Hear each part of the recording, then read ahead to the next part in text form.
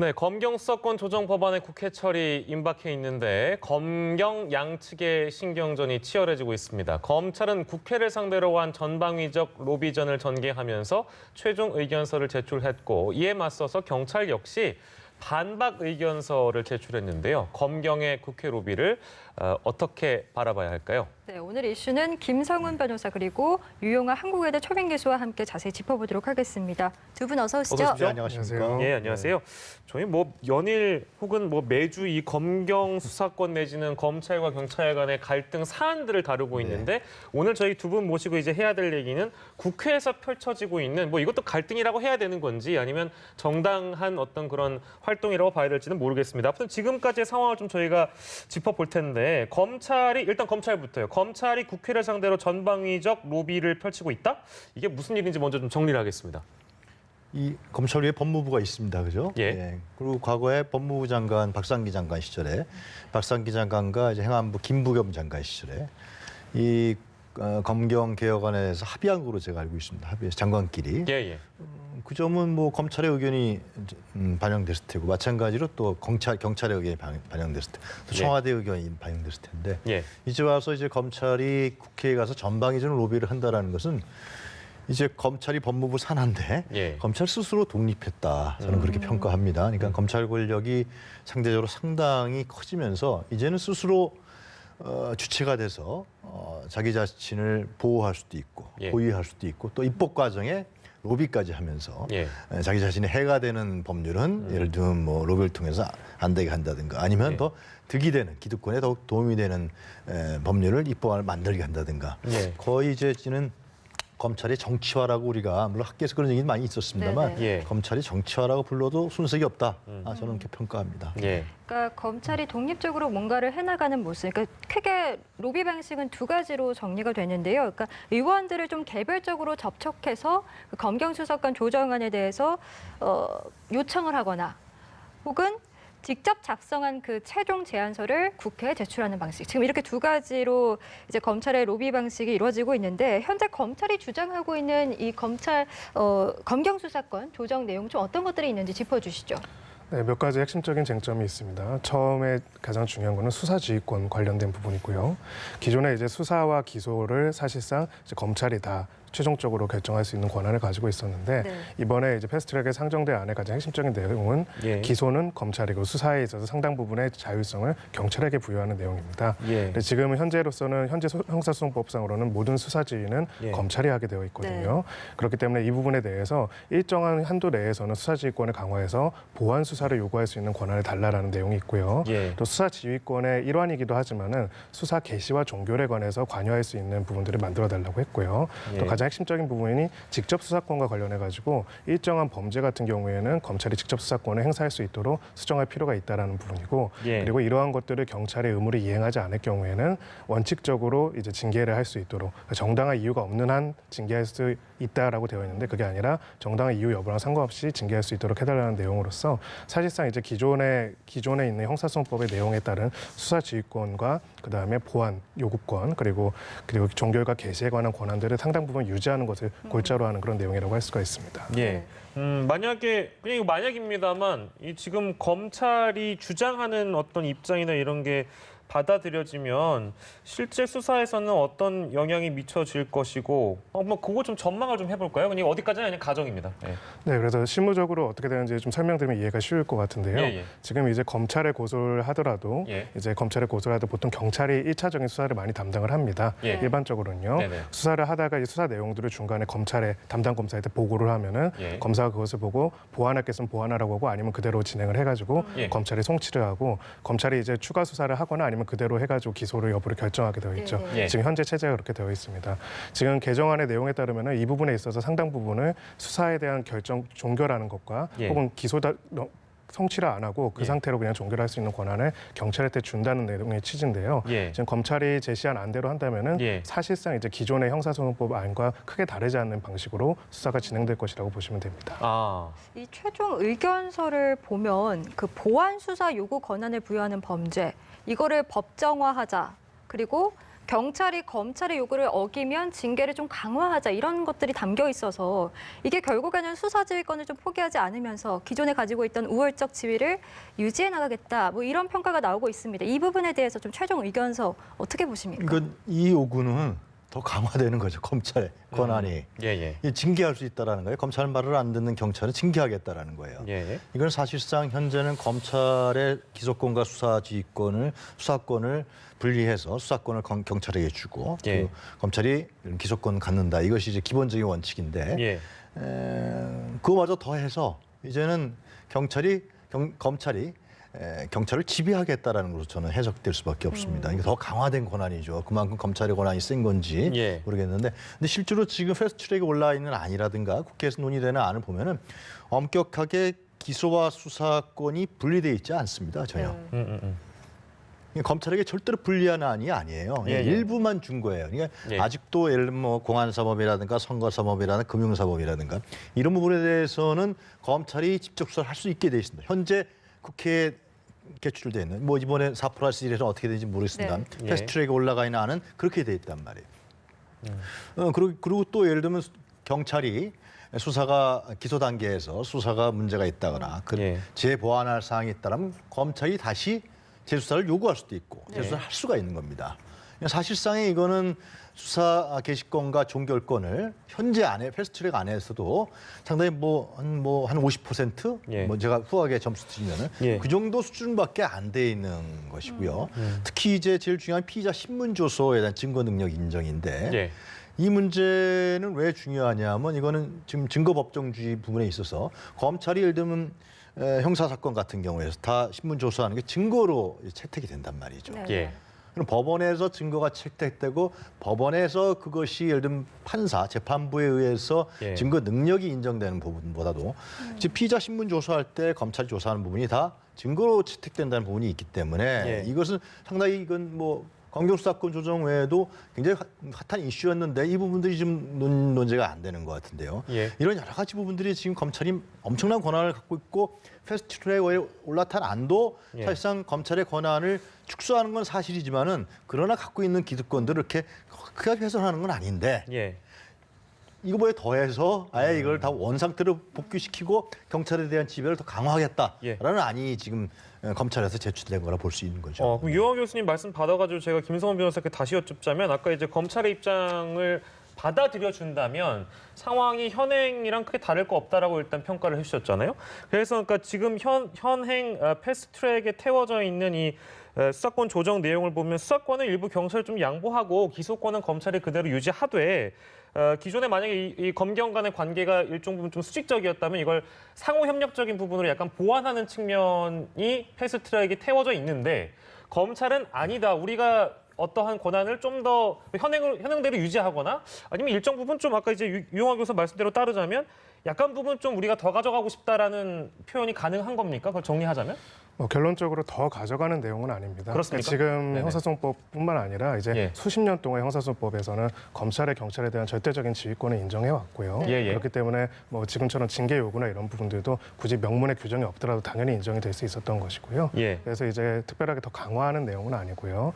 다만 이제 이것을 저는 개인적으로는 이제 법률가로서는 경찰도 검찰도 저희들이 많이 상대하는 사람 입장에서 봤을 때는 경찰과 검찰의 권한 분쟁에 관한 문제로 보는 것보다는 두 가지 문제가 있습니다. 이 수사권 관련해서는요. 수사가 과잉돼서 벌어지는 경우의 문제, 그리고 수사와 기소가 과소하게 소위 말해서 제대로 수사가 이루어졌는데 못해서 덮는 경우의 문제, 이 두 가지로 나눠지거든요. 지난 한 20년 동안에 이 과잉된 부분에 대해서는 법원의 영장이라든지 혹은 법원의 공판을 통해서 통제가 많이 이루어진 부분이 있습니다.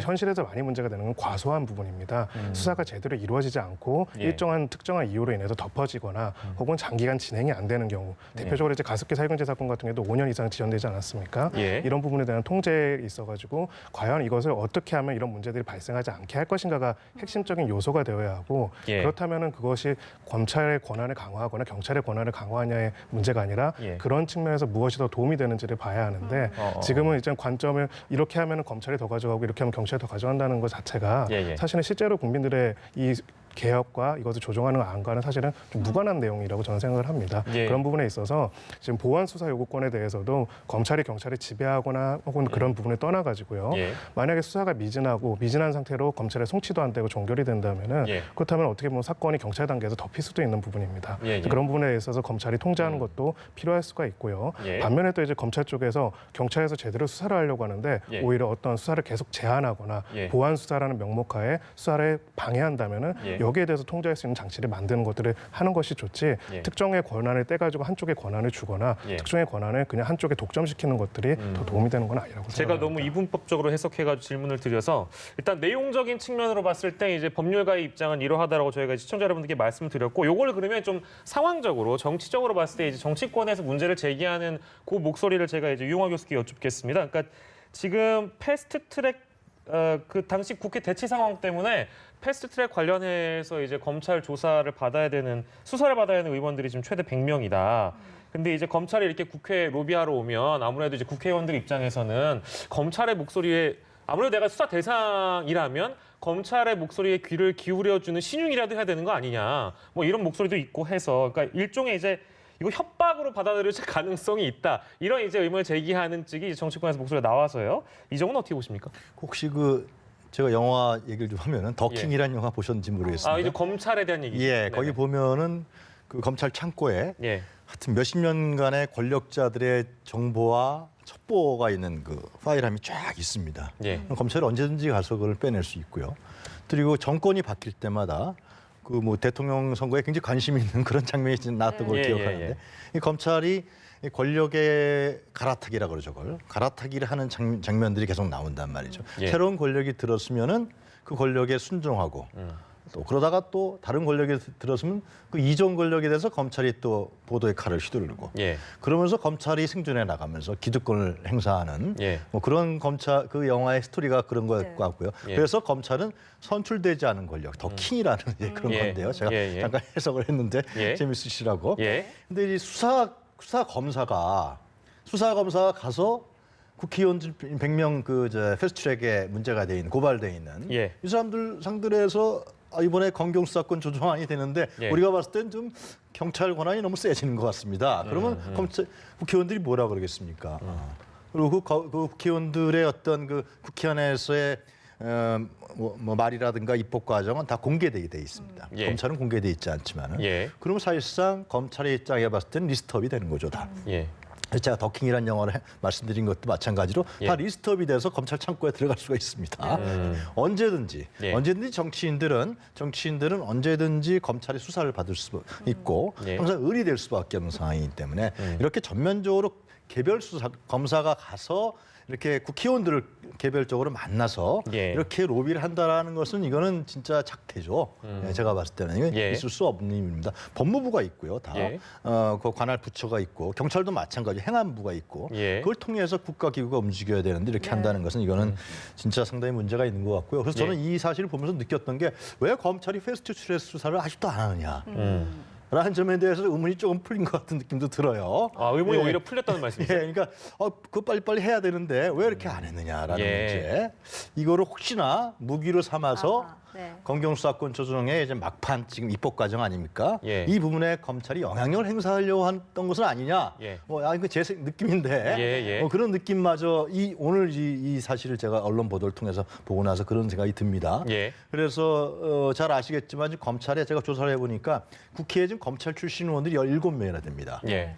민주당에는 지금 조홍천 의원이라든가 예. 금태섭 의원이 예. 또 한국당에도 이제 황교안 대표가 이제 검찰 출신이죠, 10명. 네네. 예. 또 바른미래당 1명, 대한신당 2명 이렇게 있는데 예. 이 사실상 이분들도 국회에서의 검찰의 입장을 대변하는 검사 통일체 원칙에 의해서 많은 그 훈련을 받으신 분들이기 때문에 예. 그러한 어떤 그 역할들을 하고 또 창구가 되고 이러면서 규정에 대해서는 이미 다 검사한테 보내가지고 내용을 검토할 수 있도록 하게 되어 있고 예. 현행 규정상으로도 문제가 해결되고 또 검찰의 어떤 영장을 청구하는 부분에 대한 제한도 있고 또 직접 수사권에 대해서 배제하거나 제한하거나 축소 수사하는 것이 핵심적인 내용인데 지금 검찰 쪽에서 제안하는 내용에 따르면은 검찰총장이 특별한 필요가 있는 경우에는 직접 수사를 언제든지 할 수 있다는 것은 사실상 직접 수사를 제안하는 취지 자체를 물각시키는 것이다. 이런 것으로서 이제 현안을 그대로 유지해달라는 것이 가장 핵심적인 내용이라고 볼 수가 있습니다. 예, 검찰도 국회를 상대로 치열한 로비전을 할 수 있고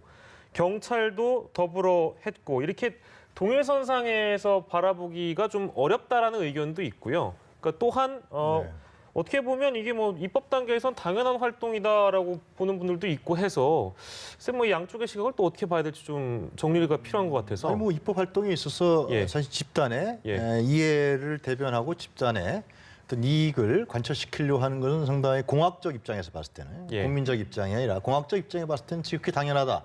우리가 이렇게 평가할 수도 있습니다.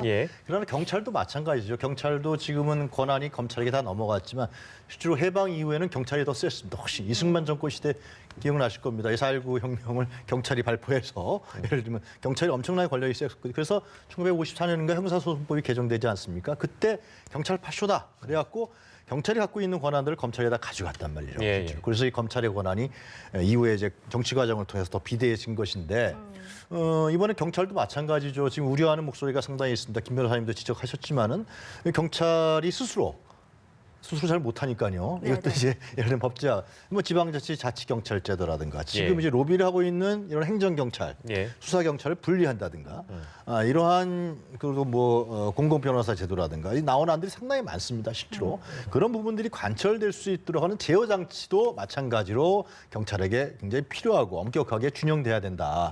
이 하여튼 칼을 갖고 있는 집단은 항상 이 문민 통제를 해야 됩니다. 그렇지 않으면 그 칼이 결국은 국민으로 향할 수도 있고, 예를 들면 권력과 공유하거나 권력과 다툼을 하거나 또 권력 위에 쓰거나 항상 이건 불변의 원칙 이것들이거든요. 이런 부분들을 이번에 국회에서 잘 논의했으면 좋겠는데 어떻게 할지 잘 모르겠습니다. 김성원 변호사께서는 그렇다면 어떻게 보세요? 이런 어떤 검경의 국회 로비 당연한 활동이다 혹은 좀 과도하다? 개인적으로는 어떻게 보십니까? 네, 기본적으로는 각자 현장에 있는 관할 관청으로서 의견을 제시하는 것은 저는 있을 수 있는 일이라고 생각을 하고요.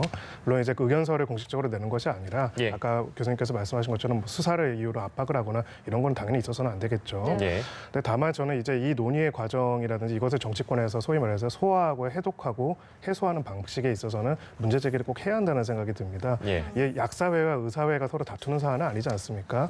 검찰이나 경찰이라는 것은 정당하게 범죄 사실을 수사를 하고 잘못된 것을 밝히는 것을 함으로써 국민의 권리를 보호하는 집단이어야 합니다. 그런데 지금 검찰이나 경찰이 그동안에 잘 서로 간에 못했다고 재밌는 게 이번에 수사권 조정을 하는 가운데 서로 간의 흑역사를 정리한 백서를 상호 간에 제출을 했습니다. 근데 그 부분에 대해서 그 피해자는 국민들이었거든요. 법률가들이 봤을 때는 검찰권과 경찰권의 과잉된 행사에 대한 통제는 상당히 그동안 많이 만들어져 왔습니다. 특히 최종적으로는 법원에서 그것을 많이 통제를 하게 됐고요. 근데 저희가 이제 실제로 현장에서 많이 보는 부분들은 과소한 부분입니다. 그러니까 얼마든지 기소를 하거나 영장을 청구하더라도 법원에서 기각이 될 수가 있는데 할 수사를 2년 동안 안 하고 해야 하는 수사를 더 적당히 덮어버리고 오히려 고소인들을 돌려보내는 일들이 경찰에서도 검찰에서도 계속 벌어지고 있거든요. 이런 부분에 대해 가지고 어떻게 통제할 것인지가 핵심이 되어야 하는데 지금 마치 무슨 이해 집단 두 곳이 서로 싸우는 것 중에서 누구 편을 드는 것이 어느 입장에서 맞는지에 관한 것처럼 이것이 소화되고 정치권에서 이것을 확대 재생산한 거에 대해서는 매우 안타까운 심정이 있습니다. 그래서 지금 이 내용에 대해서도 검찰이나 경찰에 누구한테 권한을 더 주냐의 문제가 아니라 기존의 문제점을 해소하는 데 있어 가지고 현실적으로 도움이 되는 제도를 누가 설정할 것이고 무엇보다 권력기관의 권력 불행사에 대해서 어떻게 통제할 것인지에 대한 부분들을 꼭 만들어야 한다 그렇게 생각을 합니다. 그래서 저는 드는 생각이 일단 공판 중심주의가 더욱더 강화돼야 된다고 생각합니다. 그러니까 그 범죄자의 유무죄에 관해서는 법원에서 재판부에서 판단할 수 있도록 하고 엄격하게 거기서 정리할 수 있도록 해야지 수사기관의 권력이 너무나 비대해있고 수사기관의 의도에 따라서 예를 들면 그 사람의 유죄가 된다든가 무죄가 된다든가 뭐 수사를 갑자기 포기한다든가 수사를 개시한다든가 수사 범위, 수사 정도, 단계 이런 부분들이 사실상 지금 경찰도 있지만 검찰에도 많이 있단 말이죠. 그래서 드는 얘기는 여러 차례 나온 얘기지만은 이 과정이 불투명합니다. 폐쇄적입니다. 이걸 공개적이고 투명하게 만들어야 되는 것이고 이것을 검찰 권력과 경찰 권력이 나눈다는 문제, 물론 권력은 분산하고 약화시켜야 되는 건 그건 중요한 의미입니다만은 네. 시민들이 참여할 수 있는 여러 가지 시스템 장치들을 만들어 나가야 된다는 것이죠. 이런 안들은 상당히 많이 나온 걸로 제가 알고 있습니다. 이 사법개혁위원회는 DJ 정부 시대 때부터 이게 출범한 거예요. 노무현 정부 때도 그랬고 지금도 지금 이 사법개혁위원회에서 시민들이 어떻게 참여할 거냐, 예를 들면 경찰위원회, 검찰위원회 이런 부분들, 또 기소도 꼭 검찰만이 할 것이면 헌법에 보장돼 있지만 개인이 소추할 수도 있는 것이고요. 예. 네. 이러한 여러 가지 부분들을 좀 더 투명하고 이 폐쇄적이고 집단적이고 자기네들만 하고 있는 이런 수사 그리고 기소 이런 부분들을 투명하게 국민에게 돌려주는 뭐 그게 국민검찰이라고 저희가 얘기할 수 있는데요. 이러한 제도들이 좀 만들어져야 되는데요. 하여튼 이건 사실상 국회가 해야 될 일입니다. 네, 네. 근데 이제 국회가 지금 제 기능을 잘 못하니까 깝깝할 뿐입니다. 네. 예. 두 분이 짚어주신 것처럼 이게 여러 보도에서 하도 검경수사권 조정에 관련해서 뭐 검찰과 경찰의 갈등처럼 이게 비춰져서 사실은 본질은 국민을 위한 것인데 좀 국민을 위한 것이 좀 빠져 있는 듯한 느낌이 들어서 좀 그 부분이 좀 아쉽고. 현재 일단 민주당 등 4+1 협의체가 최종 단일안을 만들다 이런 방침을 밝혔습니다. 앞으로 좀 검경수사권 조정안의 운명 어떻게 좀 전망하십니까? 저는 검찰 이렇게 검경수사권 조정안이 지금까지 이렇게 잘 못하고 그리고 검찰 권력이 비대해졌고 상당히 정치화됐다라는 비판을 받는 이유는 첫 번째로 저는 정치권에 있다고 생각합니다. 여러 차례 이러한 좀 더 국민의 입장에서는 개혁을 할 수 있었고 검찰 개혁을 할 수 있는 기회도 많았고 그리고 내용도 있었는데 시기도 있었는데 그때마다 정치권이 이 문제를 등한시했고 또 넘겨버리고 예. 이렇게 했습니다 실제로. 그러면서 검찰은 어떻게 됐냐면 잘 아시겠습니다. 거의 군사권위주의 정권 시절에는 검찰은 사실 권력의 신이었어요 정말. 근데 민주화된 이후에 이제 권력을 풀어주니까 검찰이 정치 권력과 이제는 공유하는 단계로 가다가 이것이 만약에 이번에 제대로 된 권력 통제와 분산이 안 되면 이게 지배하는 관계로 저는 바뀔 수 있다고 생각합니다. 굉장히 권력의 속성상 우리가 뭐 마키아벨리에도 있습니다만 그래서 이 권력에 대한 문제는 분산하고 통제하는 부분들을 해야 한다. 그거 입법 기능을 할 수밖에 없는 거거든요. 그래서 나는 국회, 공수처도 마찬가지죠. 공수처도 대통령이라든가 고위 공직자만 하는 게 아니라 타겟은 검찰이거든요. 검찰 수사를 누가 할 겁니다, 도대체. 김학의 차관 안 됐잖아요, 도대체 나중에 하니까. 이러한 부분에 대해서 국회가 이것은 여야가 정치적이고 정쟁적인 문제가 아니거든요. 그래서 이번에 좀 내용을 좀 정확히 봐서 하여튼 뭐 정확히 좀 정리를 좀 했으면 좋겠는데 하여튼 안타까울 뿐입니다. 예. 저희 이슈큐브 시간에는 전문가의 한마디로 마무리하는 한 줄 참견 시간이 준비되어 있습니다. 오늘 한 줄 참견은 유용화 교수께서 준비해 주셨죠? 뭐 연결되는 얘기입니다만은 예. 과거에 김대중 전 대통령이 이제 집권 이후에 법무부 연두수시에 가서 예. 검찰이 바로 서야 나라가 바로 쓴다 이런 그 유명한 말을 남겼습니다. 예. 그것이 뭐 이제 다른 말로도 회자하고 그랬는데 하여튼 이런 문제가 지금도 계속해서 정리가 안 되고 있다라는 사실입니다. 예. 아까도 우리 김 변호사도 말씀하셨지만 이것이 진짜 국민검찰로 거듭나는 제도가 무엇인지 다 알고 있습니다. 이미 다 나온 안들이고 국회의원들은 너무나 잘 알고 있고요. 예. 검찰도 잘 알고 있습니다. 그래서 국민검찰로 태어나는 재태어나는 그런 날이 와야 되는데 이 문제는 하여튼 굉장히 그 권력 문제이기 때문에 쉽지 않은 문제고 또 기득권에 대한 문제 쉽지 않은데요. 하여튼 간에 좀 지혜를 모아서 이런 부분들이 좀 진행됐으면 좋겠다 그런 생각합니다. 네, 예. 알겠습니다. 본회의 상정을 앞두고 갈수록 치열해지고 있는 검경수사권 조정안에 대해서 오늘 김성은 변호사 그리고 유용한 한국외대 초빙 교수와 함께 짚어봤습니다. 두 분 고맙습니다. 고맙습니다. 감사합니다.